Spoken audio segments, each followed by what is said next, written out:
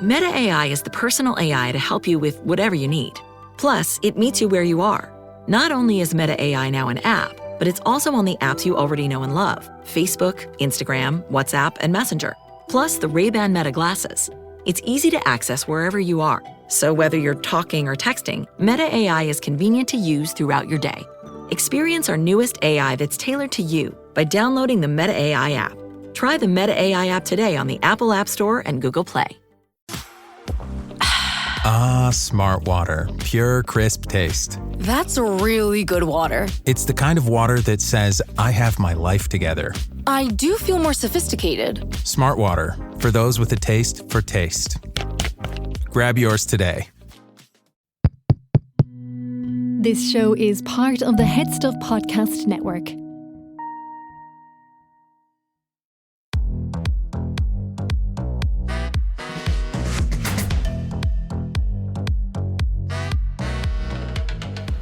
Hello everyone, lovely listeners. Welcome back to the G-Spot. Season 3, it's kind of hard to believe. I think we released season 1 about this time last year. So we've packed 3 seasons into just over a year, which is actually great going because so much work goes into it. But it has felt like a while since season 2 is out. But look, all good and gorgeous things take time. We also have double the bonus episodes this season, so don't miss out on them by signing up to Head Stuff Plus. So this episode, first episode, is with the lovely, genuinely lovely Lauren Whelan. So you might know Lauren from her TikTok, possibly Instagram, but she's really big over on TikTok, which I'm still struggling to get to grips with TikTok in general. I believe she's over 1 million followers, which is insane. She was absolutely just so lovely. We dive into loads of different dilemmas. She is, I believe she's 23 and I'm 33. And I was just thinking as I was listening back to the episode, I really wish I had half her wisdom at that age. Honestly, like the way she talks about sex and the way she can talk about it with her friend groups quite openly, the way she talks about dating and relationships. I'm like, oh my God, I honestly wish I knew half of this at her age. So it gives me hope for the generation below me coming up, that they're going to just have better, healthier habits and mindsets from the very start. So we touched on loads of different bits and pieces. As I said, she was an absolute gem. So I really hope you enjoy episode 1. Stay tuned, and as always, rate and review if you are enjoying the G-Spot.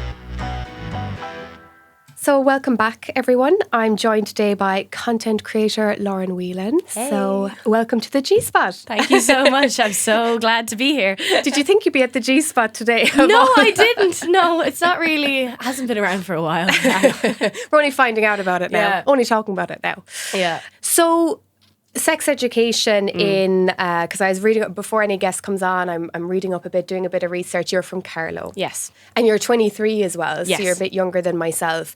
Sex education in Carlow growing up, was there much? Did you get any in school? Primary school, it was just busybodies. That Yeah. was that video. That was literally all we got. And then I think I remember, actually, me and my friends were only talking about this recently. Like, so they showed us the busybodies video or whatever.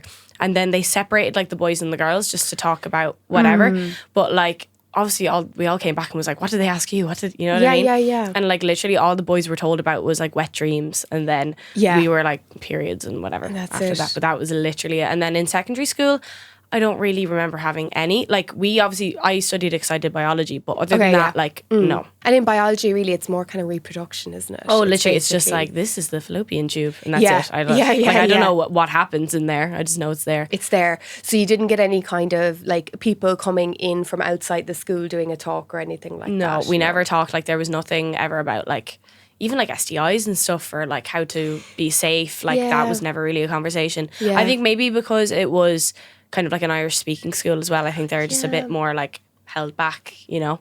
Yeah, even actually, those terms a bit. So I hadn't actually thought of that because like I run a program for schools, but I've only probably been in a few Gaels schools now. Yeah. I deliver through English because I don't have fluent Irish. But were you like where you're from? Is it quite rural? Is it a small town or? I'm literally bang smack in the middle of Carlow town. So okay. Right, okay. It's like it's pretty diverse. Like we've like well, to be fair, we only got a bus service about 2 years ago, but like it's Excitement. Yeah, it is like it's fairly packed because like there's a university there as well. There's a lot of schools in Carlow, so it shouldn't really be as kind of behind as I feel like it was. I don't know, maybe it's gotten better since I've left. Yeah. But it wasn't great when I was in school anyway. Yeah, which wasn't so long ago. No, it was only 5 years ago. Yeah. Yeah. Because like when I talk about being in school, it gives me the horror sometimes. I'm like, oh my God, that was 15, whatever years ago. But like even that is fairly recent, but like we were like that, nothing, like periods, which is not sex, like period. It's important to learn about periods, but like that's not sex ed. No. Okay, so then how did you find, like in your friend groups and stuff, like how did you like figure out stuff around sex relationships? Like, were you able to talk to each other? Were you comfortable chatting to each other? Oh yeah, I feel like we were maybe talking too much about it. It was always like after, it's like, what position, what this, you know what I mean? Okay. Oh, like I'm That's so lucky. great, My friend though. group in school, like we were so open with each other. Good. And there was also like a lot of gay people in my group and stuff, so like it was, you're kind of getting a lot of different aspects of it, but we'd honestly just learn everything from each other and from the internet. And like obviously it's good to have the internet for those sorts of things, but like you don't know if everything you're getting is accurate. Of course. You know. 100%. I think that's really good though that you were able to chat, because like I talk to a lot of people, I think including myself, like we would have talked about like what have you done or what haven't you done, but there was no real like, you know, say if it hurt or you're having a difficulty, I felt there wasn't that ease in speaking up about that. Just because I think it was just like, again, something we all felt so clueless about. Yeah. So we were just like, oh no, it's fine, everything's fine. Yeah, or that's I know what I'm normal. doing. Or, 'cause you wouldn't know any different. You're like, is it supposed to hurt? Or, you know, when you're first starting to do it. Yeah, exactly. Which it doesn't need to hurt, by the way. It's just more the way we approach it is very focused on. If it's with a boy, like if it's with a guy, it's more focused on him. Oh, yeah. It's very quick and Yeah. a lot of horror stories there. So then, like with relationships, let's say, did you have relationships when you were younger, or were you kind of single throughout your I've teens had and 3 boyfriends. Okay. My first boyfriend, I was 16. We were together for like a year. And then my second boyfriend, we were together closer to 4 years. Okay. Yeah. So like I've always, like I've been in and out of relationships, but that's not really the case for the majority of my friends. My other best friend, she's been in a relationship now for like 5 years, I think I want to say. They're like my mom and dad. I love them. But like the majority of my friends, they've like maybe been seeing someone or like, but never really in relationships as much. And I feel like people aren't in relationships as much as maybe like our parents would have been. Yeah. Why do you think that is? Why do you think that's changing? I think, I think it's a thing with women as well. Like we kind of have learned that it's okay to be independent. You don't need a man. It's that sense of like empowerment that like, I think growing up like from maybe Disney movies and stuff, we always think like, oh, I just need to grow up and get married and find my Prince Charming and this, that and the other. And like, realistically, you're not going to find your Prince Charming at 16 years of age. Not. No, it's going to be that toad in the pond like you're going to find. But I think it really is just a thing of like female empowerment that we're like, we don't need a relationship, because especially when you're young, like you should be able to just go off and do whatever and explore and not feel like you kind of need to rely on someone else or someone else relies on you either. Yeah.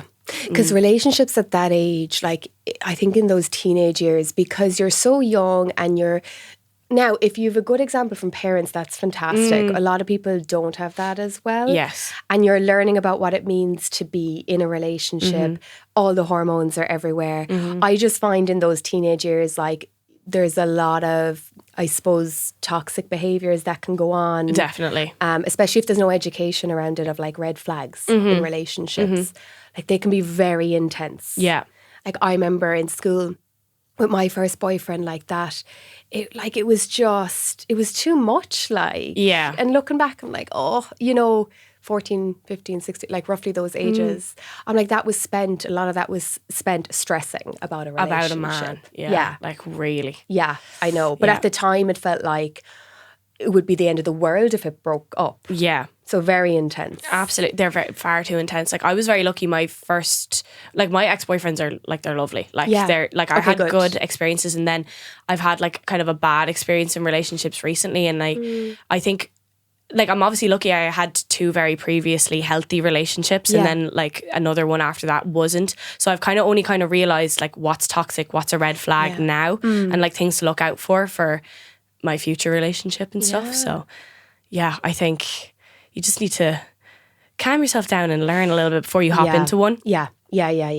But then I think like there was no telling me at that age either. No, so if anyone had told me, same. you're too young, I'd be like, fuck off, I'm not. Yeah, no, I'm grand. Leave this me. is the real thing. Yeah, this is love of my life, everyone. Yeah. At 15, yeah.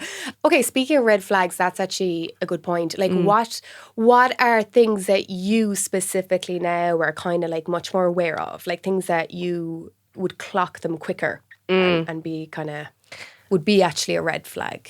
I think the main one, it's probably quite obvious, but I never really thought of it until recently because I never really experienced it. But a man saying all his exes are crazy. Yeah. Like, not every single one. They can't all be crazy. Mm-hmm. They can't. That's like the biggest one. And I think that's like a telltale sign of a narcissist as well. Like if they're like, oh, they're always the victim. Yeah. They've never been the problem. Mm-hmm. Mm-hmm. I also think lying about how long they've been single. Okay. That's is that a thing? Yeah. So what they're saying, they're single for shorter or longer? Longer. Okay. Oh, right. Yeah, I posted a TikTok recently where I had gone on a date with the guy and he had told me, he was like, oh, I've been single 9 months and like my last relationship was this, we were together this long.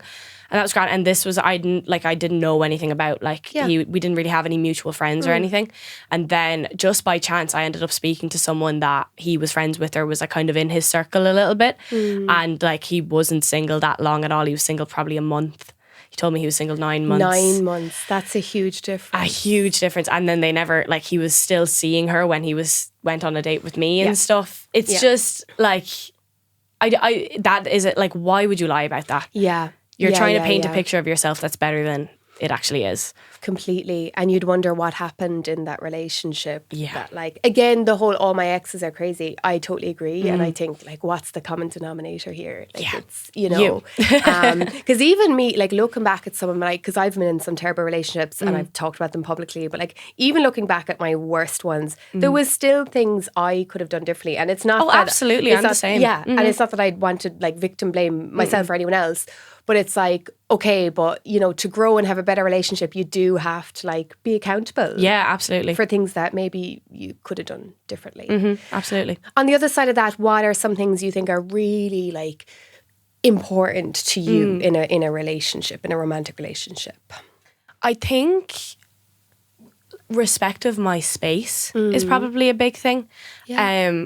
I had most of my previous relationships, I felt like I was kind of being relied on a little bit, and I don't want that. Like, I really value like my own time, my own space, like taking time to myself, and obviously like I'll take my partner into consideration with everything that I'm doing. I should be able to do things separately and not have to worry about like, oh, I need to text them back, I need to do this, that, and the other. Yeah, I don't want to be the source of somebody's happiness. I want to be an addition to that. Yeah. And I think something that's like huge, and when you're going into like a future relationship, is like to see if that person has their own joys in life already without you. Because you don't want someone that like just does nothing all day and then their only like time they leave the house is to go and see you. Yeah.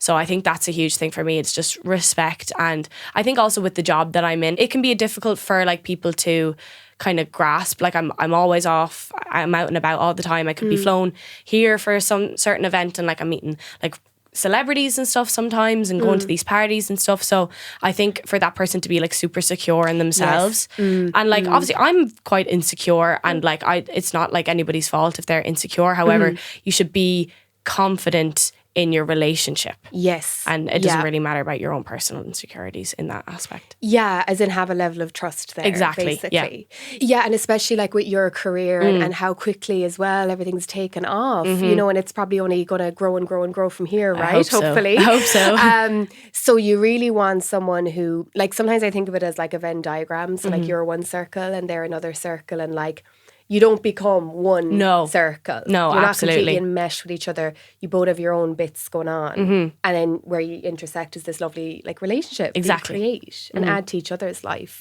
That's a really healthy way of looking at it. And especially like at 23 to have that honesty. Because like, so I work with a lot of women. It's usually from like mid-20s kind of upwards. Yeah. Depending on what's going on for them. All kinds of like sexual issues, relationship issues. And a lot of women, including myself, look back at our early 20s and like didn't have, you know, the language you just described there of even like security, like trust, you know, having independence. Like we just weren't thinking in that way, you know. So I think the earlier you start to think of it in that way, the better. 100%. But unfortunately, I feel like this is just like from trauma. Oh God, you learned the hard way. Yeah, learn the hard way. But it's in a good way. I feel like I got it kind of done and over with earlier rather than later in that sense. But yeah, I think it is pure just based off of like, oh, that was a bad one. We're not going to do that again. I'm so on the other end of it now, thank God. Yeah, it was really tough at the time, and I never spoke about it. I never will, to be honest, like actually go into any detail or anything. But like I went to therapy, like I think I'm even going to go, like I did a good bit of it. I never really told anyone at the time that I was like going to therapy, but it's always nice to get like a third person's opinion. Definitely. Obviously your friends and your family are going to tell you like, leave it alone, don't go back, it's not good for you. But when you're like speaking to someone that's completely separate to the situation, you know they're a professional, it is really nice to hear that. And even for a long time I didn't listen to my therapist either. Of course. But at least I got that information in and I knew what I was doing was damaging. But I'm completely on the other end of it now, and I'm very much like taking that as a lesson and leaving it alone and gonna move on better in my next relationship. Yeah, no, of course. And that's what therapy is there for. It's not technically to give advice for you to follow. It's actually for you to have that safe space where to rant and to and that person has no emotional connection to you, so they're not gonna again like kind of, I suppose, bring their own stuff into it. So there's such value, I think. Well, I'm just obviously a big advocate for therapy anyway. I think everyone should be in therapy. Yeah.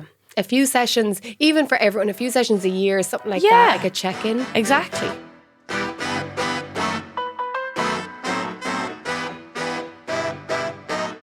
This show is part of Head Stuff Podcasts. Here's another show you might like.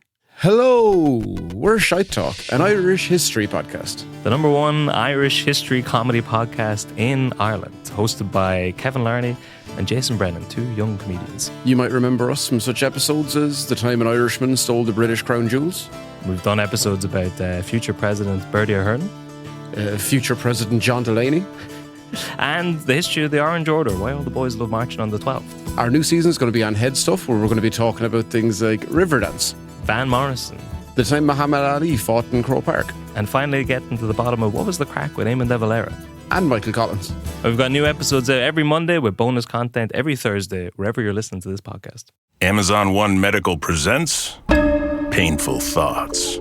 I've been on hold to make a doctor's appointment for 23 minutes now. The automated voice has told me 47 times that my call is very important to them. I'm starting to think that they don't think my call is important at all. With Amazon One Medical 24/7 virtual care, you'll get help fast without having to remain on the line to make an appointment. Amazon One Medical. Healthcare just got less painful.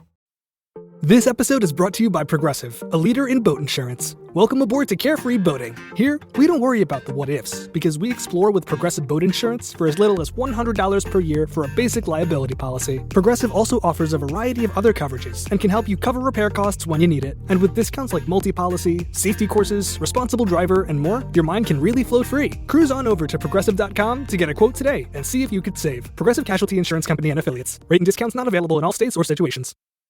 Okay, well, we have a dilemma from someone a little bit younger, about 22. So, dear Grace Alice, I'm 22 and still haven't been in a relationship/situationship. That is such a mouthful when I say it. Just wondering if you have any tips on how not to feel like you're the problem. Yeah, that's something I hear a lot. And it's not just from a 22. Oh my God, 22. Like, I hear that from women who are, you know, late 30s onwards who've been in this situation. Initial thoughts on what's coming up for you there? What do you think? Well, first of all, I think 22 is so young. Like, it's so young. You don't need, I think the main thing is that I think people think they need a relationship and they might see their friends like hopping in and out of some, but that doesn't mean like you're behind. No. That doesn't mean there's anything wrong with you. You just haven't found that person yet. And I think if you're looking for something, you won't find it. You'll attract the wrong people if you're searching for a relationship. Just let it happen naturally. Go live your life while you can. Yeah. While you're single, you're carefree, live it. And if you meet someone that adds to that life, then embrace it then. But I don't think, and also the word situationship, I hate it.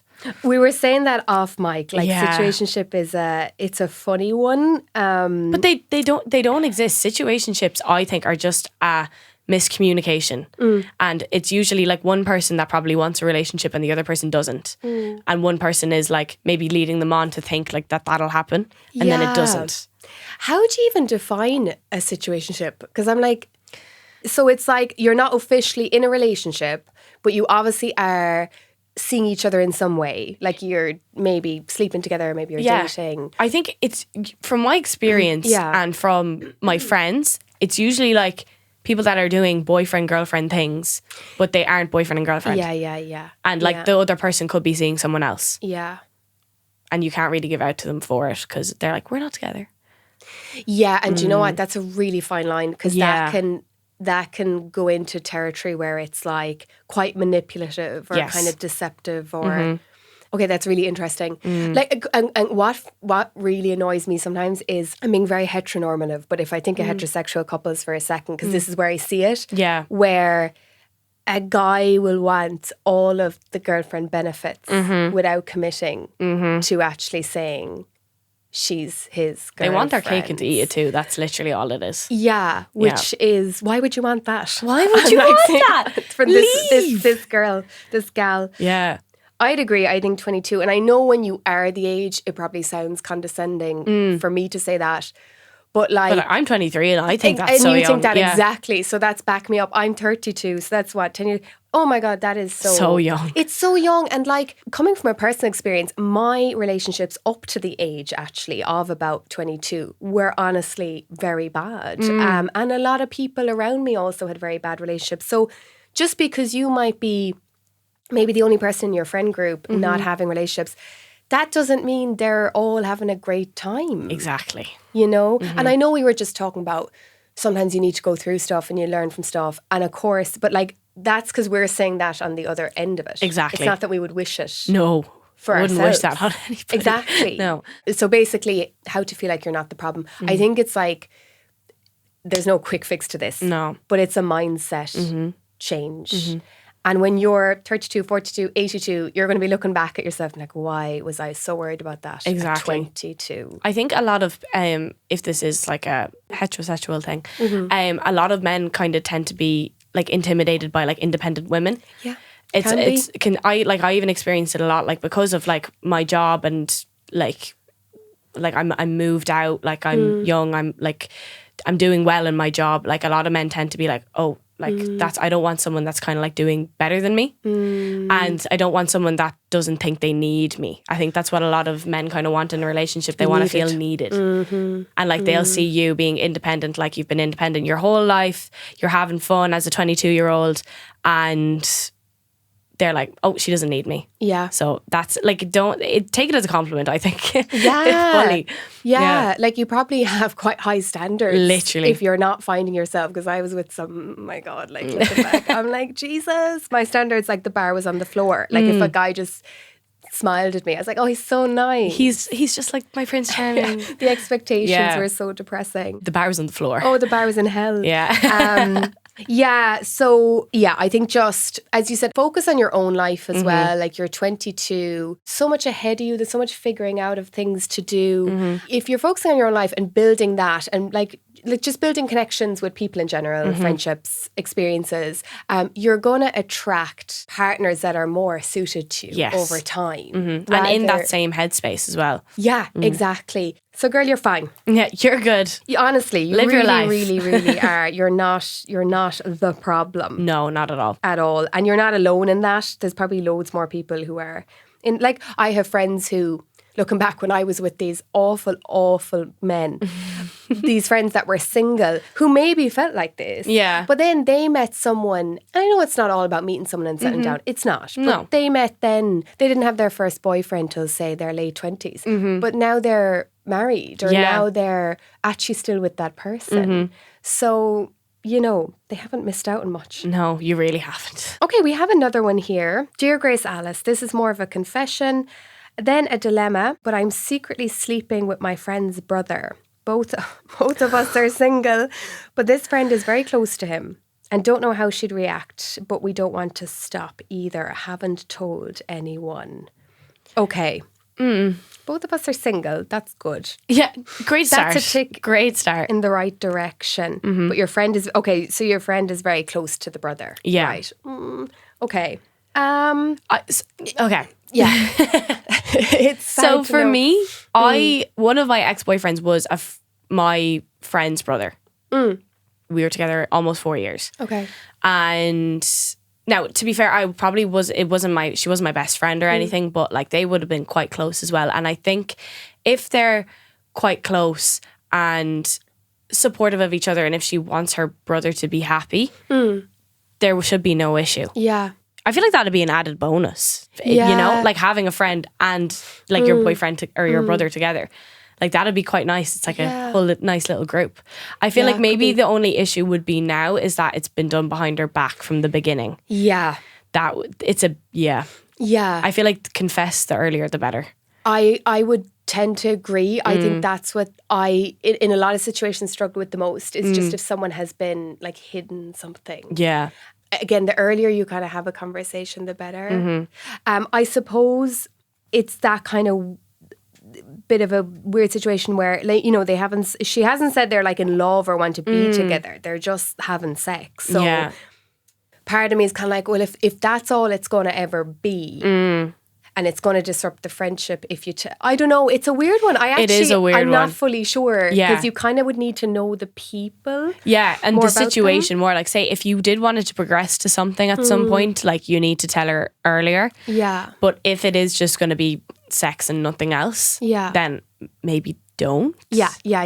Because you've gone this far now. I know, like, do you know what I mean? exactly. Like, you've done the damage now. You might as well keep it going if you can. Yeah. But I find those things always come out at some point. But that's it. And that's why know? I'm honest to a fault, because I can't sleep at night thinking that this random thing that I said or did is going to, you know, it's going to come out someday and ruin everything. Literally, I'd be paranoid all the time. Yeah.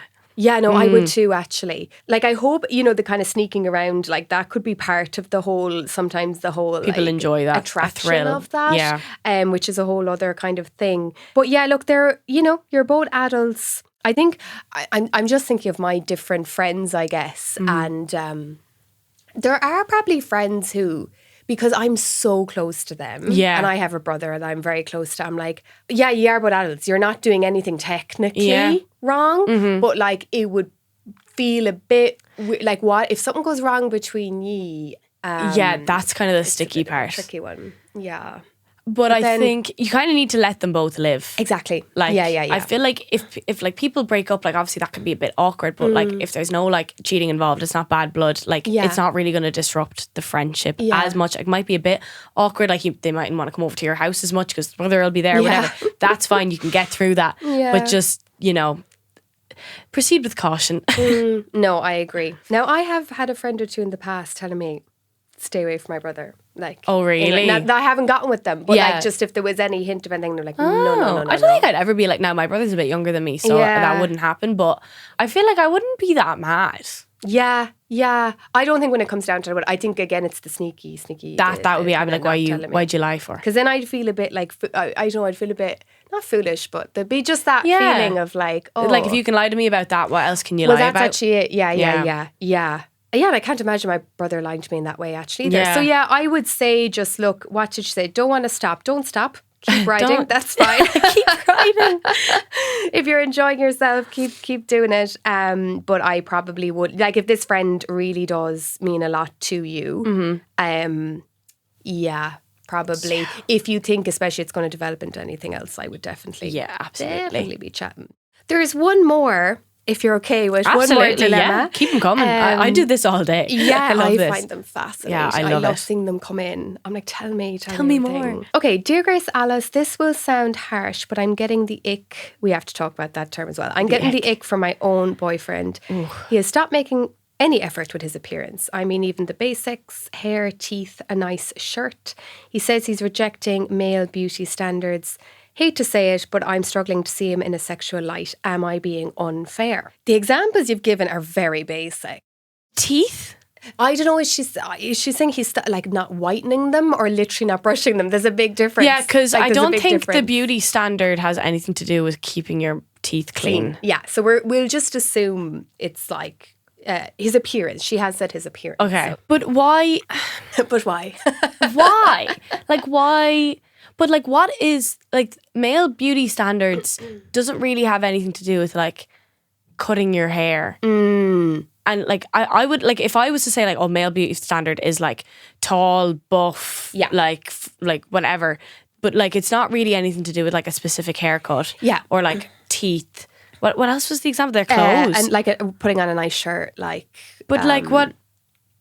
Like everyone has personal style. Like no like specific style is like the male beauty standard at all. I think just if you put, but also like, would you not feel better within yourself if you put yourself together? I always feel like whenever I, like, if I'm in a bad place, I like tend to like not take care of myself at all. Like I'd be the same, like wouldn't get up and shower, wouldn't like put on it. I'd stay in my pajamas, I'd be a slob. And then that makes me feel worse. So the second I get up and like I have a shower, whether it's something small, have a shower, wash my hair, brush my teeth, put on like a nice outfit or at least change out of my pajamas, you feel so much better about yourself. You really do. Yeah. Well, that's what I'm thinking is like my spidey senses are is he telling going me, through something? Yeah, that it's not really about male beauty standards. Like because if it was, right, and if a guy was like, I'm rejecting the male beauty standards, which as you said, I think actually the male standards are, which they shouldn't be because I don't agree with it, but this whole idea of being ripped and being tall and maybe having a beard or something. Something like that. Which is such bollocks. Who cares? Oh, honestly. Who cares?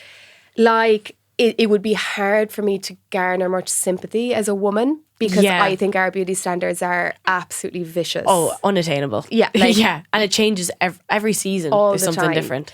And we are expected to put, so even this morning I was like, oh, I need to put on makeup because I'm on camera. And I know it's technically my choice. Yeah. But I also just am so conditioned to think, you know, if I am... Oh yeah, on like I have to.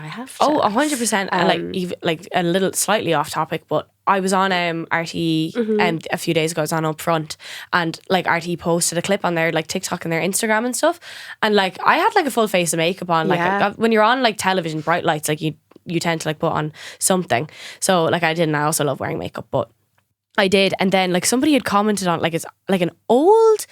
Like someone's dad. It's always someone's dad, someone's dusty uncle commented on it being like, oh, she's not much of a looker without her without all the filters on. And I'm like, what? Oh my God, like I can't. You like, you're damned if you do, you're damned if you don't. If you put on makeup, they're like, oh, she's so fake. If you take it off, she's like, oh, she's so sloppy. Yeah, exactly. You can't please everyone. Yeah, and that's actually really interesting. We're sidestepping for a second, but that's cool. That's what it's all about. Do you find being someone who obviously like you've what 1.7 million followers on TikTok? So loads of people are seeing you, and I'm sure loads of people are commenting. Do you get much kind of like that comments on your appearance? I think on my own pages, not so much. Okay. I have a really nice like community. You obviously like, I find like there's the few bots or like the few blank profiles that will comment on everything, and I know it's like the same person with like multiple different accounts because I comment the same thing on like whatever. But that's like they're going through something that's has nothing to do with me. But I mostly see it when other people post, and especially it's always like when it's like mainstream media, when they post anything about me or pictures, or if I'm on a show or something, that's when the like negative comments will come in. Yeah, because I find most of the negative comments about my appearance that come in are from older people, like people my parents' age. Isn't that so interesting? Yeah, it's a bit weird. I know, it's a bit weird. Like, it's like, what is going on? And I'm not excusing it because it's not okay. I really am not. But I think there is a generation, particularly of women who, however bad we have it beauty standards wise, I suppose it was so, particularly like, what would you say, like diet culture. Yeah. I'm thinking kind of that Slimming World generation and who would have seen, you know, do you remember OK Magazine and Hello Magazine? Yes. They'd circle all the cellulite and like all that stuff. And they still do. They still do. They just, and it's repackaged now, but it's still happening. It's still horrible. Yeah, it's disgusting. And it's like, would you not want to see, like, I'm so, like, I'm only 32, but like, I'm so passionate about bigging up younger women. Yeah. Like, I want younger women to have more confidence and more everything for themselves. Absolutely. Not tear them down. So obviously, as you said, it's something they're going through. It's something in themselves. It is just, it's a bit of suppressed misogyny as well, I think. Oh, definitely. Because like a lot of like I even see it, like my mom will like say things like she's not that bad now or anything, but like she'll say like some things I'm like, that's just because of like how you grew up and like the internal misogyny that you have like towards women. You know, it is mad like how the generations have kind of changed that way. But like it is just like, if they saw me in person, they would never say that either. Like imagine like someone my mom's age went up to me and was like, you're not much of a looker. Okay, Siobhan, come on. Yeah, I know. Of course they wouldn't. No. It's a Take strange it on one. the chin, I think. Absolutely, and that kind of age difference. Like I noticed it, I suppose, with sex and kind of the things I talk about, that sometimes the pushback can be from that generation. I'm not being ageist, because obviously there's amazing older women who are like just, idols, incredible. But there is that, and it's coming from their own discomfort. Absolutely. You see that sometimes when I'm working with like parents and teachers around what we're talking to young people about. And there's still this real resistance. Yeah. And it's like, like that's just stuff you haven't been given the chance maybe to work through yet. Absolutely. You know, the slut shaming and the way we talk about women. Oh my God. Yeah. So back to this poor creator. We got onto beauty standards. Sorry about that. No. So I see where you're coming from. I think, you know, I'm struggling to see him in a sexual light. Like that's tough. That is tough. But like, because he's saying he's rejecting me, like again, I'm just not buying that. And it's that kind of, she could be interpreting that as like, he's just not even making any effort for me, and maybe I make a lot more effort or compared well, that's to usually that. the thing. You see boys and girls on a date, and like the fella's like wearing a tracksuit. She's like wearing a nice little dress and heels. I know. It's like it's not even a fact that like, that's like how like a woman should look, or like that's how like you feel pretty. It's just like the effort that's put into like, you know, like they like when I wear the colour white, so I'm gonna put on a white t-shirt today. It's those like small things, and you're not going to feel appreciated when you show up and like your boyfriend hasn't even brushed his teeth. Exactly. Yeah. No, 100%. There's a spectrum of we never want someone in a relationship feeling like, I have to show up as this perfect version of myself all the time, and I have to like look a certain way for my partner. But there's also, you know, making an effort and making sure then you keep, I suppose, the flirting and all of that happening. Exactly. Like it's not about the act itself, it's about the thought. The intention. Like you thought of doing that. It's like, you know, when someone was like, or like a fella's like, like I saw these flowers and got them for you. And I'm like, that's so cute, you're thinking of me. And then or like someone that hasn't bought you flowers and they're like, well, I thought about getting you flowers. That's great. That's great. Where are they? I can't see them. That's so stupid. So stupid. Like that. And what do I do with that? But it's also then like, why would you tell me you thought about getting them and then didn't get them? Yeah, that makes you look really That looks bad. way worse. If you didn't think about it at all, I'd give you like, okay, fair enough. Exactly. Like, yeah. But you thought about it and then didn't do it? And then didn't. Stunning. Great. Thank you. Thanks so much. You don't care about me at all. Perfect. Yeah, I'd find that so, I've been told that before. Yeah, like, so I would have find I. that so annoying. Yeah. So look, I would say to this person, am I being unfair? I don't think you're being unfair. I think this is coming from quite a fair place. I would approach a conversation with like just some concern of like, I think there's more going on. You know, you can talk to me. Is there more going on here? And then if there really doesn't seem to be, and he keeps pushing back, I would then be coming at it from a point of view of, like we said, saying, look, like when you don't make an effort with these basic things, this is how it makes me feel. On my side, these are things I do in consideration of you, and that makes you feel a certain way. So look, I don't think you're being unfair. I just think maybe approach with caution, because there could be something else going on. Exactly. What do you think of the term the ick? I have such a love-hate. Like, I think in one way it perfectly describes that feeling of like, you know, when you don't even want someone to you're like, touch. Like the thought of having sex with them or being sexual with them is genuinely like, scratch my skin off. Yeah. But then on the other hand, I think it's overused, and I think it's also been dramatized, or is that the word? It's like it's exaggerated. I also think, and I didn't want to say it there, I feel like you can't get the ick if you love someone. Okay, You actually can't Right, get the ick. Like, I feel like the ick is something like you might get when you're like just freshly seeing someone. Okay. Like you've gone on a few dates, and like I always say, like, my biggest ick is like you seeing someone trying to pick a tennis ball off the ground. They keep kicking it with their feet by accident.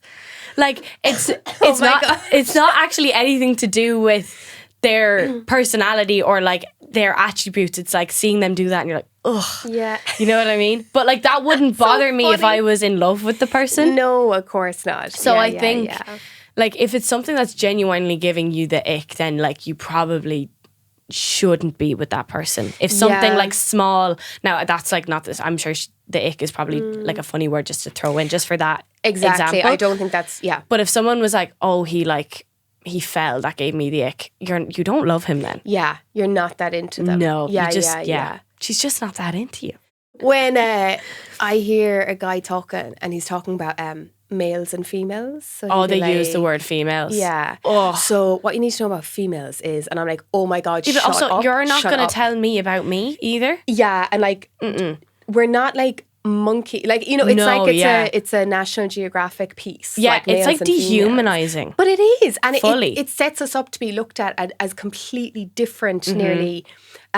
Males are more visual, whereas females need more emotional connection to us. And I'm like, I'm not convinced by that very much. No. I don't think it's helpful. No, not at all.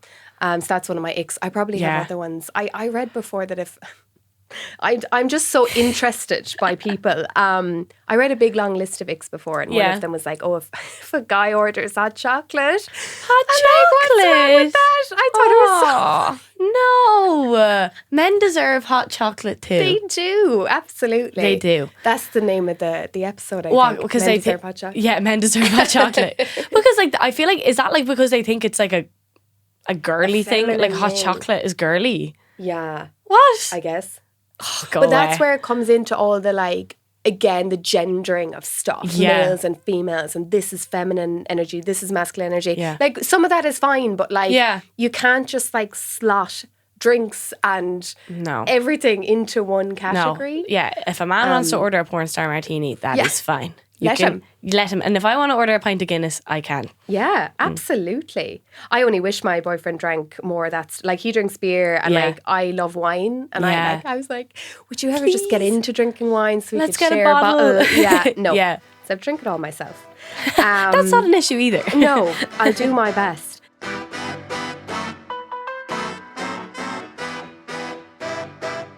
Just one or two kind of quick fire questions. Again, what do you think, if you were to summarize it, what do you think makes someone like good at sex, like a good sexual partner? What do you think are green flags in that regard? Again, I think with hetero relationships, it can. I can't really speak for gay relationships because I have no idea. But I think when the man, say for me, like takes the time to know how to please you, because like not every woman can like finish when you're just having like normal penetrative sex. Learning about like people's boundaries beforehand, like what they like, what they don't like, and like even if it's a case of like, oh, they try to do something and you're like, no, I don't like that, and then it's like, that's done, it never happens again. It's just that little bit of communication, and to know that they're putting in the effort to make you feel good, because sex shouldn't just be like a give and you give in, or like it's only there to please the man. Like they need to put in the effort, and even if it doesn't happen first time, because I understand like to make women like, or to please women, sometimes it can be a little bit more confusing or complicated than it is for a man. It's quite simple, obviously. Simple creatures. We're like, there's 15 steps. Yeah, and they're like, okay, you have to go 1, 2, 1, 2. No, but if they take the time to like even put in that effort, I think that is a little bit of effort. And I like, again, we were saying earlier, like it's not even the act itself, it's the effort that you put in to try and learn how to make me happy in bed. And that's so like, again, basic decency. And that's why I always say, when it comes to sex education, being good at sex and using inverted commas, like it's so not about like this, you know, skills and performance and stamina. No, it's not at all. It's being like a good listener. It's being interested in your partner's pleasure, as you said, like just taking the time. And I think you mentioned there as well, like communication, respecting boundaries. Oh, it's not that much to... It's not that. It's very simple, because I feel like a lot of people think like asking questions might ruin the mood, but it doesn't ever. Like, it doesn't. Like, if someone's just asking like, do you like this? Yes or no? Then it's going to be great after that. If you are going to see them again, like even having those few awkward moments is going to build to like amazing experiences later on. Exactly. Like, you have to communicate. You can't sidetrack it. Like, you have to talk to some degree. Absolutely. Yeah, and I always say if it ruins the mood wasn't that. It wasn't there in the first place to begin with. Yeah, exactly. And I even think like I don't understand that either. And I feel like, again, that kind of comes from like a men's point of view rather than a woman's. Because like if a man asked me like, oh, do you like this? What do you like? I would be like, that's so thoughtful. I like that. Yeah. It's like, I'd appreciate that more, and it'd make me more likely to like go back there again. Of course. So it would actually, I think it would make the mood a bit better actually. It sounds like you're going back to a restaurant. Go back there. Go Yeah, back again. exactly. Literally. Yeah, I'd go back there again. If I get what I like, I would and they attend listen to again. me, Yeah. Okay, fabulous. And then lastly, is there any pieces of advice you'd give now? I know you're still like, you're only 23, but given to yourself, you know, maybe let's say in your early teens when you're only first even learning about sex and bodies and all that, is there any pieces of advice about that, about sex, again, about even body image or your relationship with your body and your sexuality? Yeah. Is there anything you'd say to yourself when you were younger? Well, I think growing up, again, like my ex-boyfriends are lovely and I had great like sexual experiences with them. So I'm so very lucky. Oh, that's good. But I think the only issue I had myself when I was younger was my confidence in my body. Because like even now I'm kind of over it now, to be honest. But like beauty standards, again, like I don't have big boobs. Like I'm not like super curvy. I did like a lot of gymnastics and stuff when I was really young. So I was a bit ripped or something. I felt like a bit insecure about that. I was like, oh no, like this isn't very feminine kind of a thing. So like I think I would always just assume that boys, when they would speak to me, they wouldn't like my body when they saw it. And I think it's just to realise everyone likes something different. Just because my body's different to another person or like another woman or like my friend doesn't mean I'm not attractive. Yeah. And just to stop comparing, like it's obviously easier said than done. I know. And it kind of just take those years of being like, it actually doesn't matter. And there's always going to be someone that's going to like how you look, always. Yeah, and it's better to not look like everybody else. Oh, I just love that so much because I'm always saying this. Yeah. Like it is a time where people are genuinely starting to really look scarily alike. Exactly. Particularly, I suppose, more people in the public eye.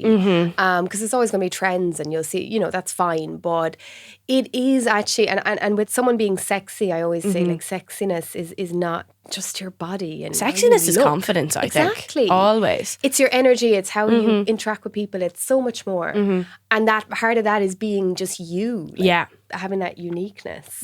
Okay, stunning. So then, just to finish on your TikTok, how would you sum up your account? Like, what content do you share? I suppose it's mostly like beauty and fashion. Yeah. And then like a little bit of lifestyle and then a little bit of me oversharing on the internet. So that's great though. Like I did right here. Yeah. I know, I'm happy. I love doing it. So yeah, it's kind of just like my TikTok is probably more like, I always say my TikTok's like my private story. I probably shouldn't post half the things that I do on there.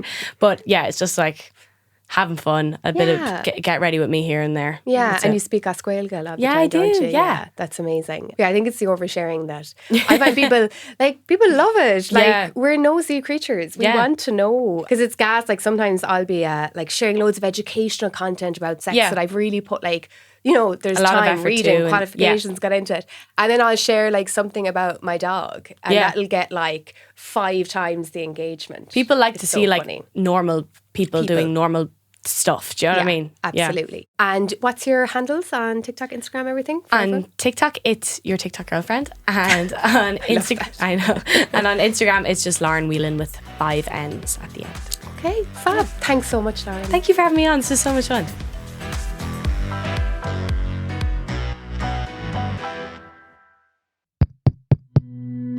This show is part of the Head Stuff Podcast Network, a hub for the creative and the curious. Shows are produced in association with Head Stuff and the Podcast Studios Dublin. Find out more or become a member at headstuffpodcasts.com.